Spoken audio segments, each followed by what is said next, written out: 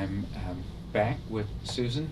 We're continuing our conversation, talking about life lessons, things that we can learn and hear and understand a little bit about your sister through her book of 3-8 Charlie, as well as just getting a view of what life was like some 60, 50 years ago when we look at this, 60 years ago, 70 years ago into her early education.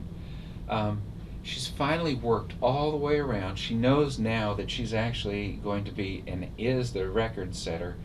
She never really went into this with the idea that she was going after a record, did No, she? no. Why did she even do this to start? I know you've shared the story about her husband, but Well, when she was a young girl, when she was 7 years old, she took a ride in a Ford trimotor airplane, and she announced that day that she was going to be a pilot. so she wanted to do And this. yes, very much so. But then, when she was studying about other countries, that's when she decided she had to be a pilot and fly around the world to see them because it would be the best way to see them. And she was right. Okay, she has taken her last leg coming back from the west. She actually stops, gets a little bit of gas. She's thinking she may not have enough gas to pull in properly at Port Columbus. Can you pick up the story from there? Well, she made a quick stop then. Stop. In Kentucky. In Bowling Green, for the last bit of topping off the tanks to make sure she had enough, and to comb her hair and put on a little lipstick so that she would look good when she landed in Columbus. Okay. And it was good because it was a huge crowd. Thousands of people were there.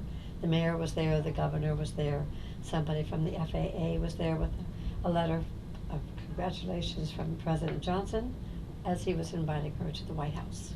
It was a big, big deal. In fact, they asked her not to take the plane down right away, didn't they? That's right. Were yes. you there? Oh, I was certainly there. Tell us, because the book doesn't say this. It gives me chills just thinking about it, remembering. Tell me about it. As we were waiting, my parents and sisters, my sister Barbara and I were waiting in a Lear jet that they had parked right next to the platform where she would be coming up when she landed.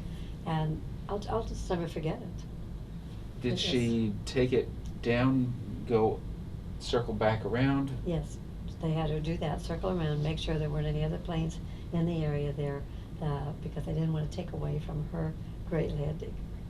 Fantastic. Thanks for telling us how it affected you, and you said it still does, doesn't it? It still does.